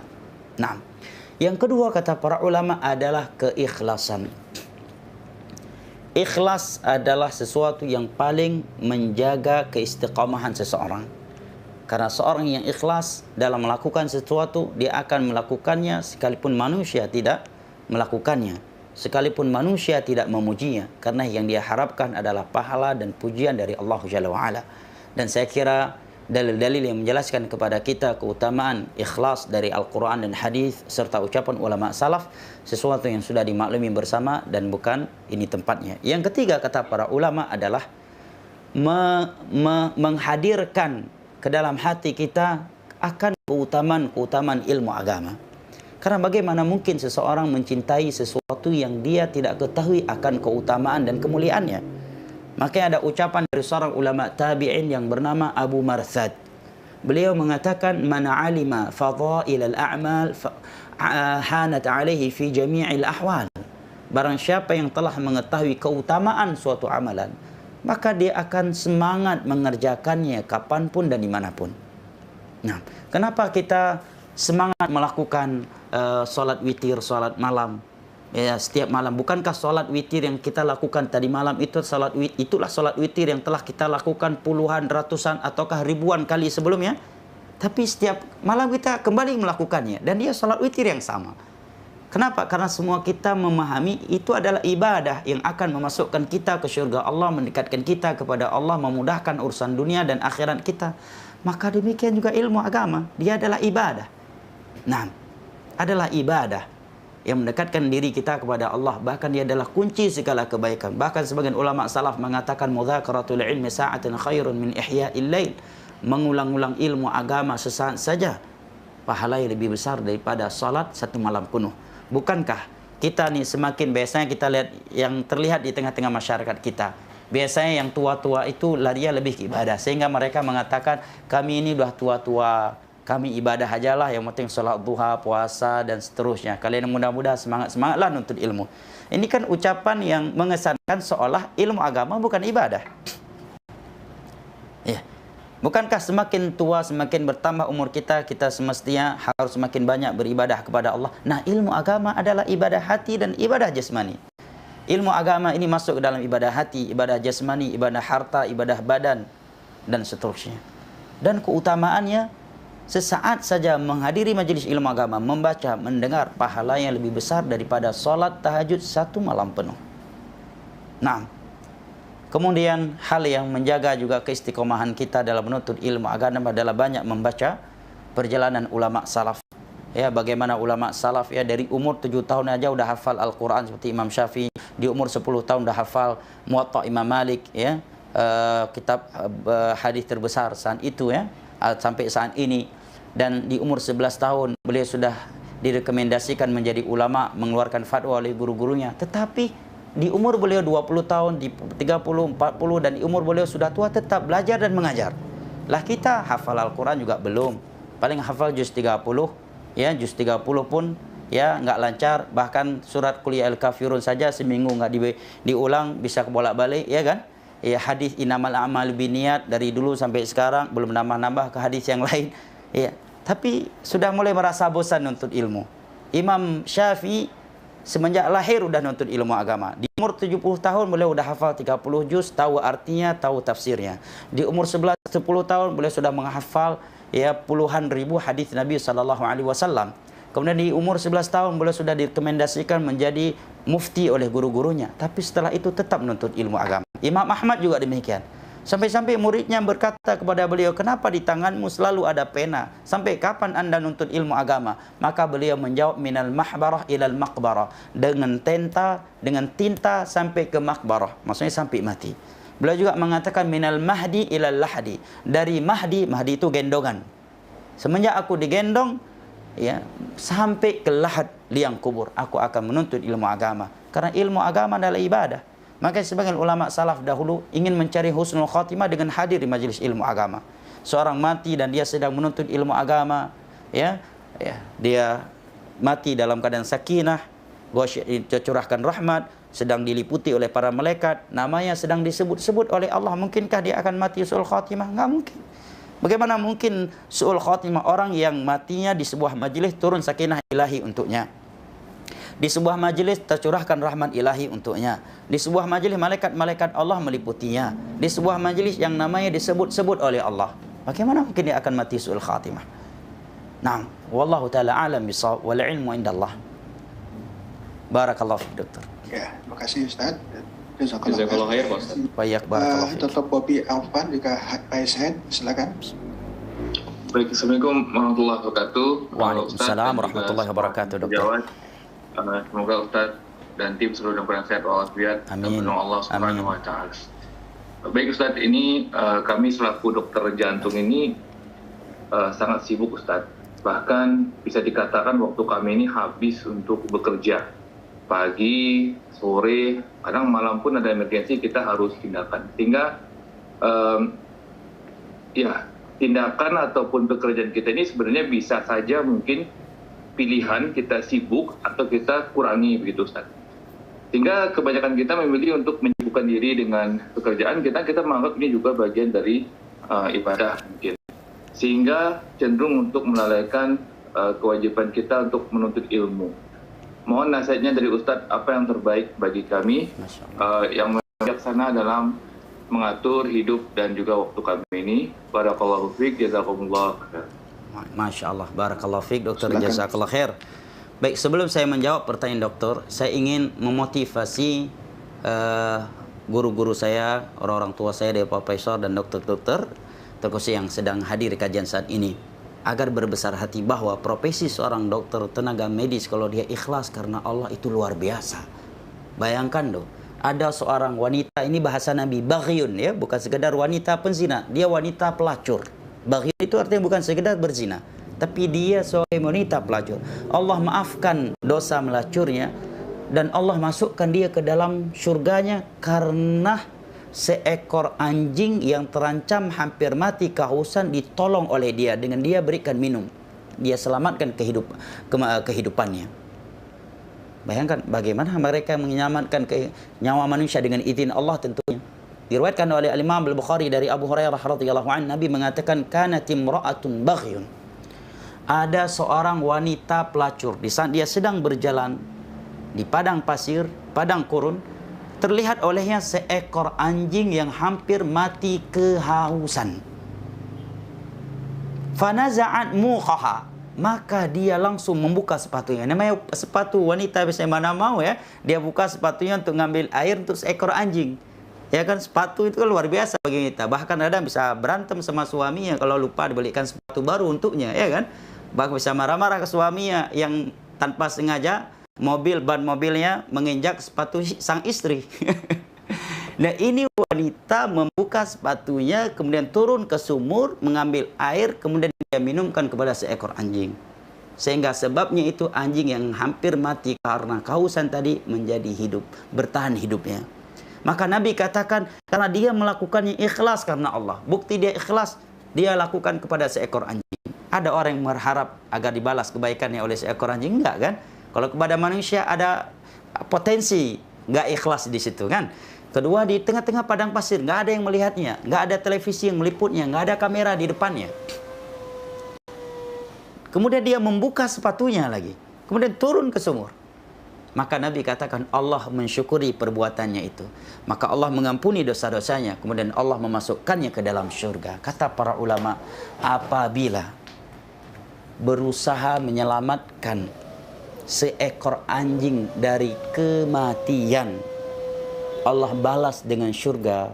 Lalu mereka, bagaimana dengan mereka tenaga medis, para dokter, para perawat yang berusaha menyelamatkan nyawa manusia dengan izin Allah tentunya, dengan ilmu yang Allah berikan kepada mereka. Luar biasa. Ya, memang Anda tahu berat ya.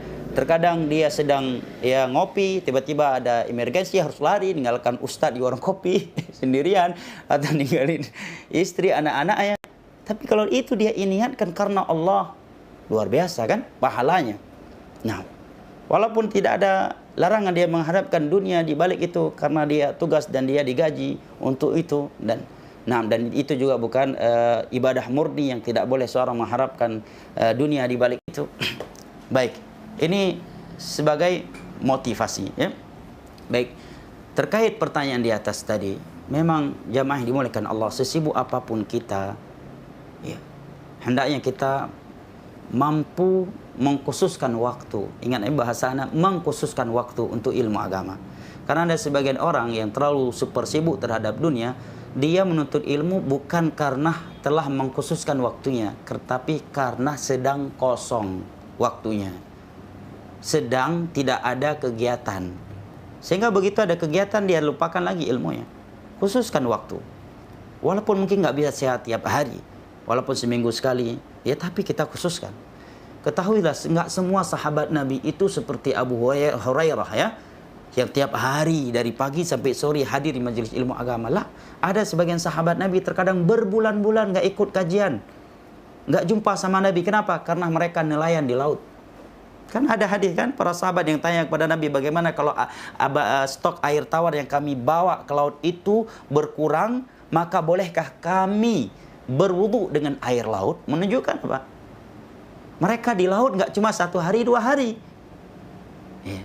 Sehingga mereka bertanya, jika stok air tawar yang kami bawa berkurang, terbatas. Menunjukkan perjalanan mereka di laut, berlayar, nelayan, itu berhari-hari. Demikian juga sahabat Nabi yang berniaga ke Syam. Perjalanan dari Mekah ke Syam, ya, di musim panas, musim dingin ke Yaman. Demikian juga dari Madinah ke Syam. Ini membutuhkan waktu berminggu-minggu. Ya. Dalam perjalanan tersebut, berminggu-minggu, bahkan ada yang sebulan.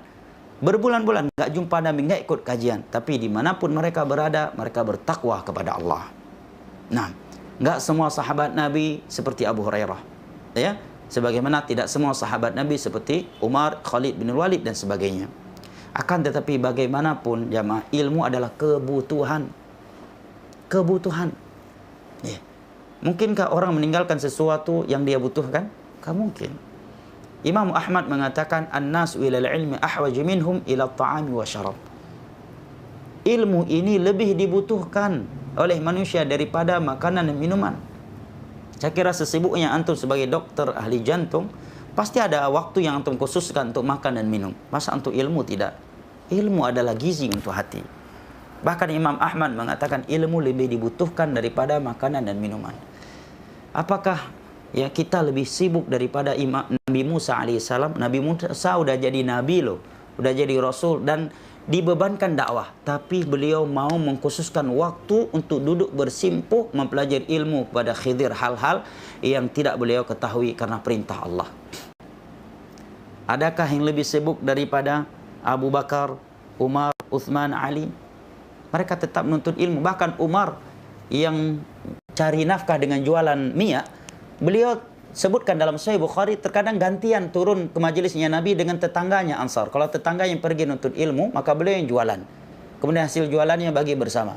Kemudian yang tetangganya itu membawa ilmu kepada beliau. Dan kalau beliau menghadirinya esoknya, maka beliau membawa pula ilmu dan saudaranya itu membawa hasil dagangan. Demikian juga di antara bentuk kepedulian kita kepada ilmu. Ya, seandainya kita tidak bisa maksimal untuk ilmu agama, paling tidak kita bisa menjadi sebab orang lain maksimal di dalam belajar dan mengajarkan ilmu agama. Kenapa? Karena apabila kita telah menjadi sebab dengan harta yang kita miliki ataukah yang lain, orang bisa fokus belajar dan mengajarkan ilmu agama, maka pahala jariah yang mengalir kepada kita. Mereka yang sedang belajar, mengajar, sebab kita pahalanya mengalir kepada kita dengan sempurna tanpa mengurangi dari pahala mereka sedikit pun. Dan saya kira dalil-dalil untuk hal itu telah diketahui bersama. Diriwayatkan oleh Imam Ahmad dari Anas bin Malik radhiyallahu an. Beliau mengatakan, kana akhwani fi ahdi Nabi sallallahu alaihi wasallam, fa kana ahaduhuma yahtari wal akhar kana yati Nabi sallallahu alaihi wasallam, fa syakal muhtari aqahu ila Nabi sallallahu alaihi wasallam fa qala la'allaka turzaqu bih. Ada dua orang bersaudara di masa Nabi sallallahu alaihi wasallam. Satunya lebih fokus bekerja, satunya lagi fokus menuntut ilmu di masa Nabi. Dan yang fokus bekerja ini, dia yang sering menafkahi keluarga dan saudaranya yang fokus menuntut ilmu tersebut di sisi Nabi. Suatu ketika dia mengeluhkan saudaranya yang menuntut ilmu di sisi Nabi ini. Datang, ya Nabi, aku capek bekerja, aku yang sering bantu dia dan keluarga aku. Maka Nabi menjawab, la'allaka turzaqu bih. Mudah-mudahan engkau dilimpahkan rezekimu karena menjadi sebab saudaramu ini bisa fokus belajar di sisiku. Saya mengetahui di beberapa tempat di Indonesia ini, beberapa dokter, Masya Allah, ya, hidupnya tidak hedon, tapi Masya Allah dia bangunkan pondok gratis. Ya, saya tahu beberapa dokter bedah di Indonesia ini, dokter-dokter senior, Masya Allah hidupnya tidak hedon. Rumahnya mungkin kalau kita lihat dari sisi penghasilannya ya, jauh lebih besar dari itu. Tapi karena dia fokus menyekolahkan ponakan-ponakannya ke Yaman, ya, ilmu agama, dan juga membangun pondok yang gratis, ya, kemudian bantu dakwah, ya, Masya Allah. Sehingga anda lihat hidupnya ya tidak hedon, ya, tapi Masya Allah manfaatnya luar biasa. Sebab harta dia anak-anak kakaknya, anak-anak adiknya bisa nuntut ilmu ke Yaman, ya, bisa mondok, ya, sebab hartanya pondok tertegakkan, masjid ya terbangun, ya, masya Allah. Ya.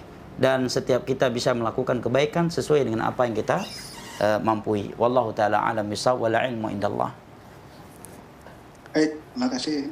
Saya Anda bacakan dari beberapa pertanyaan yang kita rekap, ya. Dari Ummu Ibrahim, dari Mas Bagus, ya, sekedar gabung aja. Mengenai hadis, bagi yang menempuh jalan menuntut ilmu, maka Allah akan mudahkan jalan menuju surga. Ilmu yang di sini ini ilmu agama atau ilmu dunia, Ustaz? Masya Allah. Satu. Kemudian yang kedua, ini terkait dengan pengobatan kai yang kalau kita dalam yang kita pahami adalah dengan panas, dengan besi panas itu. Terkait dengan pengobatan kai ini, bagaimana contoh di dunia pengobatan modern saat ini, yaitu menggunakan kauter atau ablasi. Kalau di jantung namanya pengobatan dengan ablasi terhadap aritmia. Apakah itu termasuk pengobatan cara kai? Karena dalam dikatakan orang yang pengobatan dengan cara kai ini tidak dapat masuk surga, tidak dapat masuk surga tanpa hisab. Masya Allah. Ini silakan Ustaz, ini yang sangat penting karena memang di kardiologi ada pengobatan dengan kauter atau ablasi. Silakan Ustaz. Baik. Jazakallahu khair. Barakallahu fiik. Ya, terkait pertanyaan pertama, ilmu yang dimaksud dalam banyak ayat dan hadis yang menyebutkan tentang keutamaannya, Imam Nawawi rahimahullahu taala dan lain yang menyebutkan semuanya itu adalah ilmu agama. Ya. Karena Allah dan Rasulnya membicarakan tentang itu. Oleh karenanya, Nabi mengatakan kepada para sahabatnya, antum a'lamu bi umuri dunyakum. Kalian lebih tahu tentang dunia kalian daripada diriku. Seandainya masuk ke dalamnya ilmu dunia, maka Nabi akan menjadi orang yang paling berilmu tentang dunia ini, sebagaimana beliau menjadi orang yang paling berilmu tentang agama ini. Kedua, kata Syekh Utsaimin, ilmu dunia seseorang akan mendapatkan pahala atau tidaknya itu tergantung ya manfaat tidaknya ilmu tersebut dan niat dia ketika melakukannya. Berbeda dengan ilmu agama, dengan dia duduk saja mendengarnya, walaupun dia nggak jadi ustadz, walaupun dia nggak menyampaikan kepada orang lain, dia sudah mendapatkan keutamanya dengan dia duduk di situ. Tapi kalau ilmu dunia, dia akan mendapatkan pahalanya apabila terlahirkan kebaikan untuk dunia atau akhirat orang lain dari ilmu dunia tersebut, dan dia mengharapkan pahala kepada Allah Jalla wa'ala. Terkait ada hal yang mungkin perlu saya luruskan dari bahasa Ummu Ibrahim yang bertanya tadi, yang Nabi sebutkan tidak akan masuk surga tanpa hisab dan tanpa adab, diantaranya adalah terkait kai, bukan orang yang melakukan pengobatan kai, tetapi mereka yang meminta untuk dikai dirinya. Paham ya? Ini beda ya. Seperti orang yang meminta ruqyah untuk dirinya. Tapi orang yang meruqyah tidak masuk, karena Nabi pernah meruqyah, para sahabat yang pernah meruqyah, Nabi pernah diruqyah, para sahabat yang pernah diruqyah. Ini yang meminta untuk dikai dirinya. Nah, ini dalam bahasa hadis. Kedua, terkait kai, hadis tentang kai ini ada 3 macam. Yang pertama, perintah untuk berobat dengan kai. Nabi mengatakan asyifa fi thalatha. Sumber obat ada 3, di antaranya adalah kai. Hadis yang kedua tentang kai adalah perbuatan Nabi SAW. Beliau pernah dikai dan para sahabatnya melakukan kai. Nabi juga mentakrirnya. Yang ketiga, larangan atau celaan terhadap kai. Bagaimana 3 macam hadis ini tetap tentang kai? Maka kata Imam Ibn Qayyim bahwa penyebutan Nabi SAW bahwa kai adalah obat, ini menunjukkan bahwa kai boleh. Demikian juga beliau melakukannya atau para sahabat melakukannya, kemudian beliau mengikrarnya, menunjukkan ini bolehnya melakukan perbuatan kai. Adapun larangan beliau tentang kai ini menunjukkan hukumnya makruh, bukan haram, untuk mengompromikan antara hadis-hadis tersebut. Nah, wallahu a'lam bishawab. Saya khawatir salah jawab terkait pengobatan modern hari ini yang bisa dikatakan sebagai pengobatan kai. Wallahu a'lam, saya nggak bisa menjawabnya, khawatir salah jawab. Hanya saja para ulama sebutkan pengobatan kai itu adalah pengobatan dengan memanaskan besi kemudian meletakkannya di atas kulit. ya, di atas kulit, bukan menyentuh daging, di atas kulit bagian sudut atau sebagian sudut tubuh yang diharapkan kesembuhan ya, darinya ya, dengan hidup kembali saraf-saraf tersebut ya. Nah, adapun laser ini tidak dikatakan kay ya, karena bukan besi yang dipanaskan.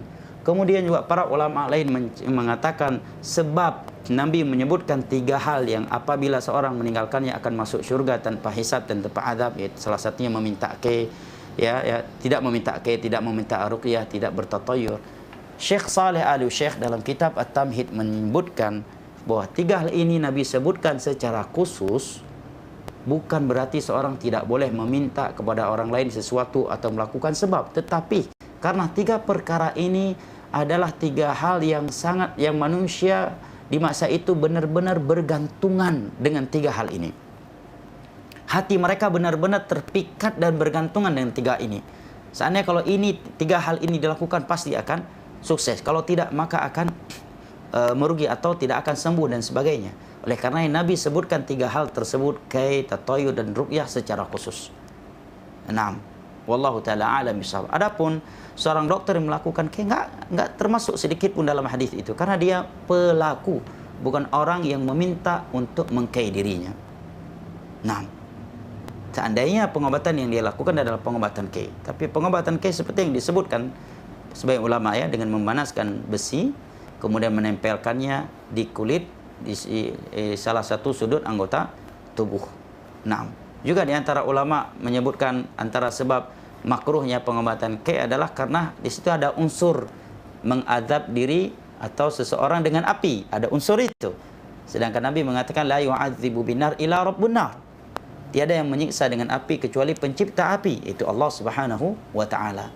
Ada sedikit unsur itu.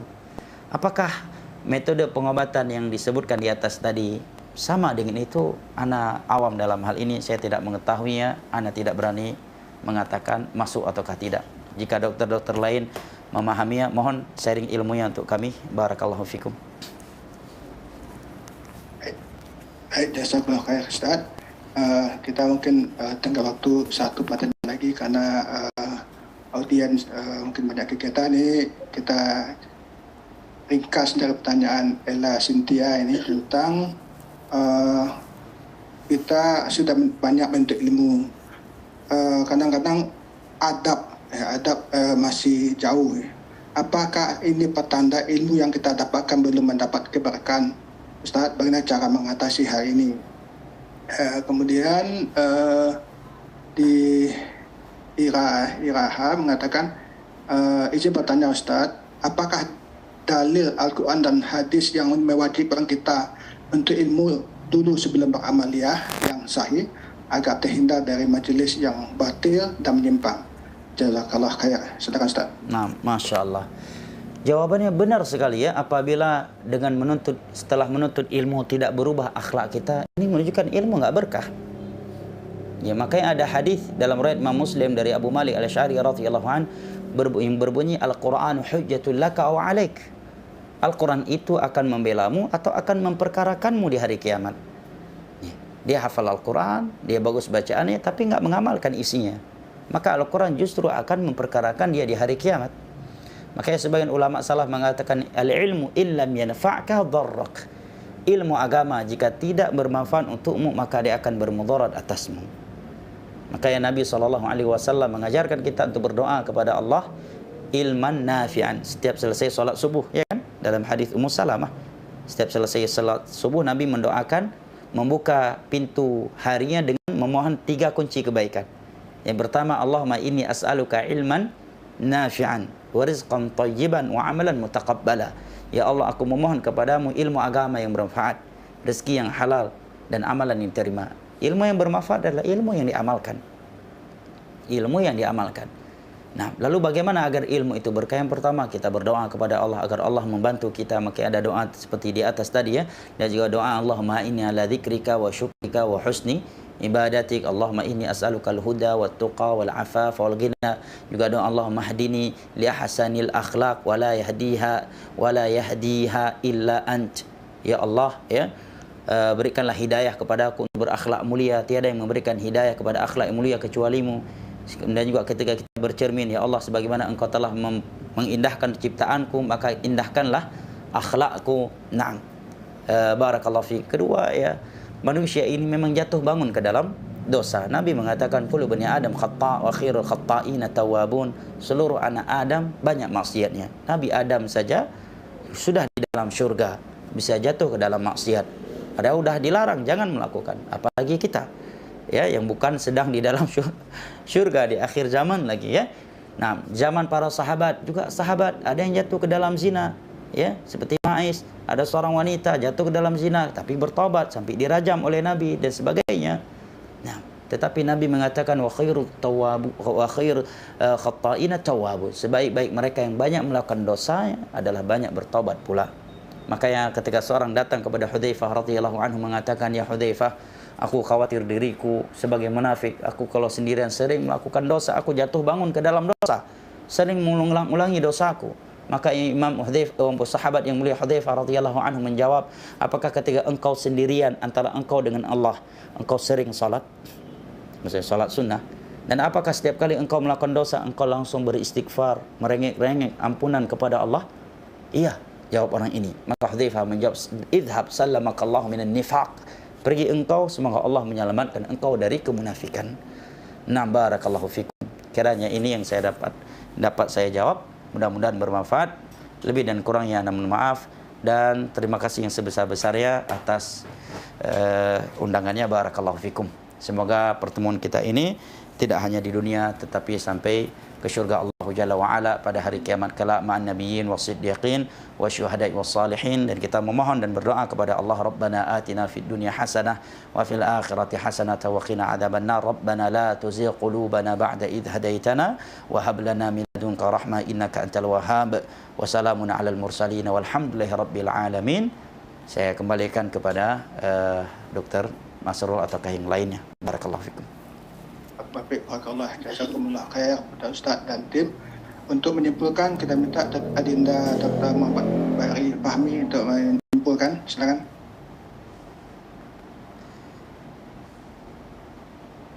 Jadi yang kesimpulannya adalah ini nikmat iman dan nikmat Islam sesuai sunnah adalah nikmat terbesar yang harus kita syukuri. Kita harus sadar bahwa dunia dan seisinya itu tidak berarti kalau Allah tidak memberikan kita hidayah dan kalau Allah tidak menghendaki kita kebaikan untuk belajar ilmu agama. Nah, itu terutama yang dari saya, Dr. Masrul. Yang paling penting adalah kita harus syukuri bahwa yang kita pegang saat ini adalah nikmat terbesar yang melebihi dunia dan seisinya. Dan semoga Allah jaga kita istiqomah di atas sunnah, insya Allah. Itu, Dok. Oke, yang kedua yang kita tambahkan, adalah kita untuk tetap berbuat berdoa, ya, minta doa pada Allah, karena kita banyak fitnah atau mungkin juga kesibukan. Kita harus berdoa pada Allah supaya kita istiqamah. Sebagaimana tadi dikatakan, tiap pagi kita minta ilmu yang manfaat, rezeki yang baik, ya, dan amal yang diterima. Kemudian tadi di surat Toha kita bacakan tadi, Rabbi zidni ilman nafi'an warzuqni fahmah. Artinya, ya Allah, tambahkanlah kepadaku ilmu, pengetahuan yang bermanfaat, dan berikanlah aku pemahaman yang baik. Nah, ini pemahaman yang baik ini yang harus kita minta sekali, ya, karena saat ini banyak sekali pemahaman yang bisa melencengkan kita. Bapak Ustaz Bahan dan tim Match TV, jazakallahu khair. Ya, semoga Ustaz sehat dan selalu dalam lindungan Allah. Pada penanya yang mungkin tidak bisa kita berikan jawaban, Ustaz, kita mohon maaf, ya, atas kelemahan ini, atau mungkin ada sinyal yang kurang baik. Kami mohon maaf. Kami tutup dengan doa kapan majlis. Subhanakallahumma bihamdika asyhadu an la ilaha illa anta astaghfiruka wa atubu ilaik. Assalamualaikum warahmatullahi wabarakatuh. dakwah yang kita emban itu membutuhkan apa? Ta'awun bersama. Ya. Jadi dakwah itu tanpa ada kalian tidak ada berarti. Cuman ada ustadz saja. Ada yang menyediakan mic, ada yang menyediakan apapun, nggak ada. Akan berjalan dengan baik. Tetapi ketika masing-masing berjalan dengan apa yang dia mau, maka insya Allah kita semua mendapatkan andil di hadapan Allah Subhanahu wa Ta'ala. Jelas ya? Jadi yang berdakwah, antum saya nggak menyampaikan ilmu di majelis seperti ustadz-ustadz yang menyampaikan. Tapi ketika antum berta'awun, bekerja sama, ya, walaupun pekerjaannya cuma hal-hal yang mudah, insya Allah apa? Mendapatkan keutamaan yang sama. Alhamdulillah kita di Aceh sudah punya media-media dalam berdakwah. Ya, dan alhamdulillah banyak sekali manfaat yang didapatkan oleh muslimin dari media-media tersebut. Butuh ta'awun dari kita bersama. Agar bagaimana media-media yang sudah ada ini semakin baik dan semakin bisa dirasakan manfaatnya oleh saudara-saudara kita muslimin. Jadi siapa yang ikut membantu dan lain sebagainya dari media-media tersebut, insya Allah dia akan mendapatkan kebaikan yang sama seperti para pendakwah. Insya Allah Ta'ala ini akan menjadi pahala jariah untuk kita apabila setiap kajian yang di-live-kan melalui media Sunnah Aceh ini didengar oleh manusia dan menjadi sebab orang lain mendapatkan hidayah karenanya, maka pahala jariah tersebut akan tetap mengalir kepada siapa saja yang telah menjadi sebab tersebarnya ilmu agama melalui media ini walaupun di antara kita telah meninggal dunia.